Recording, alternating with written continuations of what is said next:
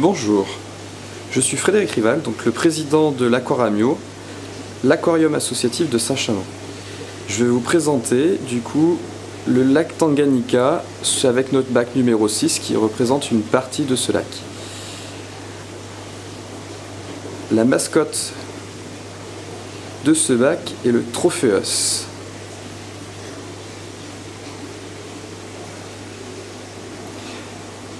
Donc nous avons une espèce de Trophéos qui s'appelle le Red Shimba. Ce sont des sauvages des F1. Nous les avons eus à partir d'un particulier de Grenoble. Beaucoup sur internet ils disent que le Trophéos est difficile, et nous à l'Aquaramio nous avons eu peu de difficultés pour avoir une reproduction au bout de 5-6 mois.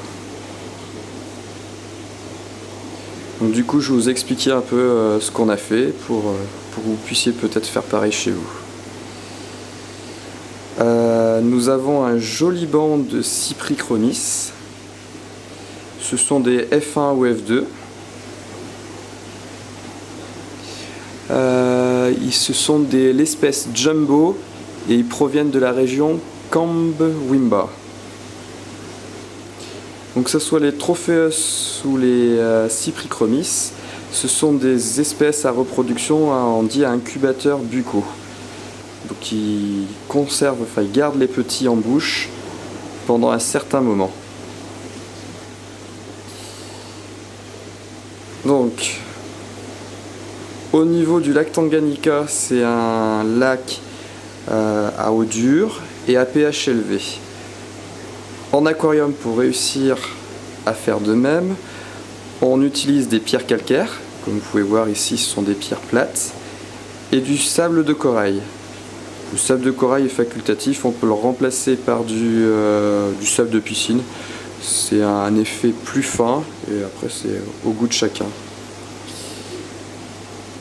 Et comme vous pouvez constater au fond, des petites bulles, un bulleur.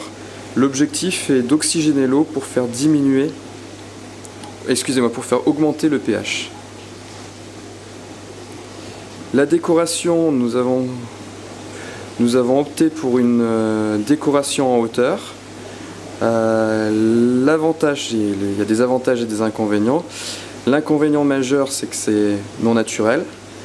Il y a un risque aussi que les Trophéos s'y planquent tellement qu'on ne les voit jamais. Pour nous, ça n'a pas été le cas, donc c'est tant mieux. Pour l'empierrement en hauteur, donc l'avantage, c'est que les dominés sont protégés puisqu'ils vont se cacher en hauteur. J'essaye de zoomer sur un. Là, c'est un dominé. Non, excusez-moi, c'est un dominant, celui-ci. Il y a une belle couleur. Et le dominé, il se planque dans ce petit trou. Donc ils vont se planquer de préférence en hauteur, puisque la particularité du Trophéos, c'est qu'il aime bien la zone de nage en bas. Donc les plus forts restent en bas et les plus faibles vont monter. Donc nous avons opté ça nous avons bien fait un empierrement quasiment jusqu'au sommet, ce qui est valable de l'autre côté. Voilà. L'avantage des pierres plates, c'est qu'on peut réaliser un empilement avec de faibles intersticides, où chaque Trophéos trouve une petite planque, et surtout pour les jeunes. On a aussi mis à disposition des petits tuyaux PVC pour renforcer les cachettes. Donc l'avantage, c'est que nous avons pu avoir de la reproduction, et du coup les Trophéos se sentent à l'aise. Voilà, un jeune. Donc on peut constater qu'il est rayé, il n'a pas du tout les couleurs de l'adulte. Hein. Hop, je mets la mise au point. Voilà. Donc il est bien rayé. Quand il sera adolescente, les barres seront toujours visibles. Et une fois adulte, il sera rouge ou rougeâtre, voire foncé pour les dominés. C'est le dominant qui reste bien rouge vif. On va voir tout à l'heure quand il va sortir. Le Trophéos est très bagarreur, et même à cette taille là de juvénile, ils commencent déjà à faire leur marque vis-à-vis du groupe.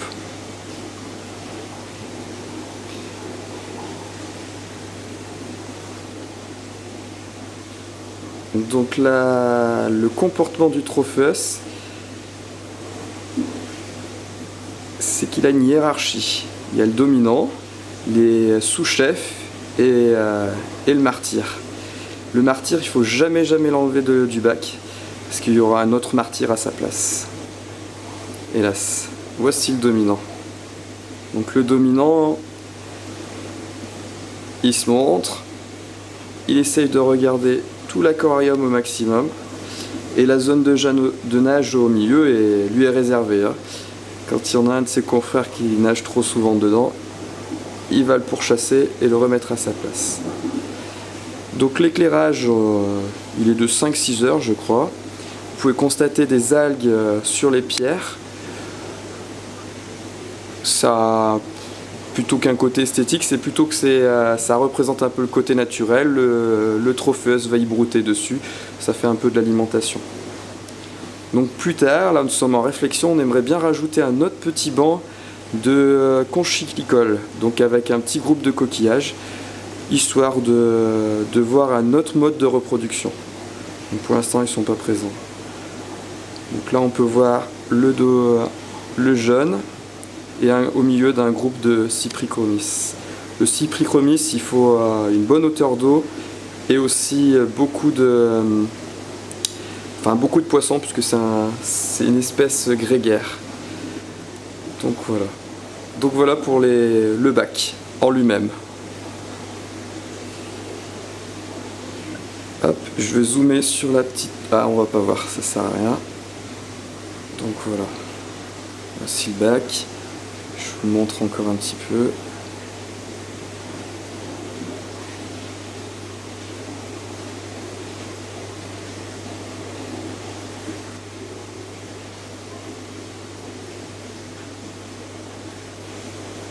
Donc là on voit bien l'adolescent avec les barres verticales, le dominant bien rouge vif.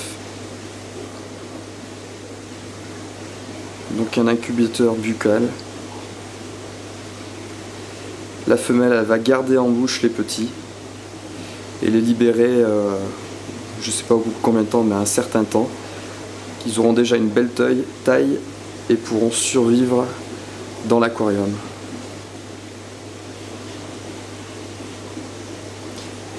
Donc sur beaucoup de forums ils disent que le Tropheus on s'y casse les dents ou on réussit bien. Donc je vais vous montrer la partie technique de notre aquarium et vous verrez que nous on ne s'est pas cassé les dents. Mais cette expression je l'aime pas trop puisque on peut en dire autant sur le poisson rouge. Beaucoup s'y sont cassés les dents sur le poisson rouge. En effet, ils utilisent des bocals, mais si on le met en bassin extérieur, on voit tout autre chose. Donc, au niveau de la taille de l'aquarium, c'est un 2 mètres de façade, 80 cm de profondeur, 80 cm de hauteur. On a grosso modo un 800 litres de l'espace. C'est une des premières clés de réussite pour l'élevage du Tropheus et la maintenance. Nous, on a opté pour l'amont de pierre pour pouvoir préserver au maximum les dominés.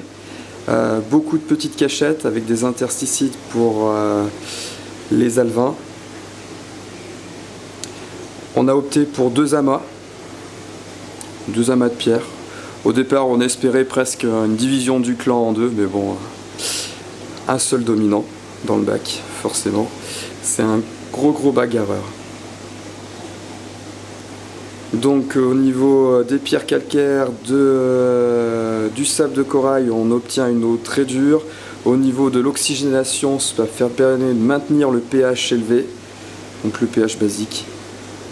Donc des conditions idéales pour le Tropheus. Donc maintenant on va voir la partie technique.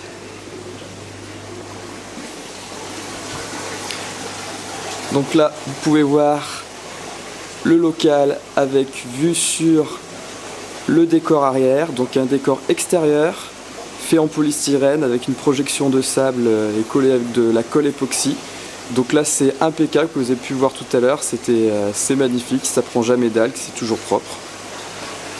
Ensuite, au niveau de l'éclairage, tout simplement un néon, un T8. Par contre, on a opté pour un Color Plus de je sais plus la marque. Bon, c'est pas bien grave. L'objectif, c'est de relever la couleur rougeâtre du poisson. Un distributeur de nourriture rempli de spiruline. On leur donne uniquement de la spiruline. Et de temps en temps, on leur donne en plus des petits pois congelés qu'on fait décongeler bien sûr, et des épinards hachés aussi qu'on fait décongeler. Donc là c'est l'idéal. Au niveau des changements d'eau, eh ben, chez nous on se prend pas la tête, c'est tout automatique. Donc voici le système automatique et voilà, une petite goutte qui tombe dans le bac et une petite goutte qui tombe à l'évier. Donc là l'objectif est bien entendu de faire les changements d'automatique. Donc vous, ce que vous faites chez vous, eh ben, nous c'est fait automatiquement. Correspond à grosso modo 10% d'eau, de renouvellement d'eau par semaine. Donc c'est tout à fait correct, hein. En général en moyenne c'est un tiers d'eau tous les 15 jours. Nous ça se fait automatiquement, donc c'est fait chaque seconde. Ici on a un deuxième bulleur en action, une grosse mousse à gauche, la deuxième grosse mousse à droite. On va voir ici. Voilà. Les pompes au milieu, donc une aspiration des deux côtés. Le chauffage aussi. Et nous avons exactement le même à l'opposé. Donc au niveau brassage c'est impeccable, au niveau filtration c'est impeccable, c'est le top.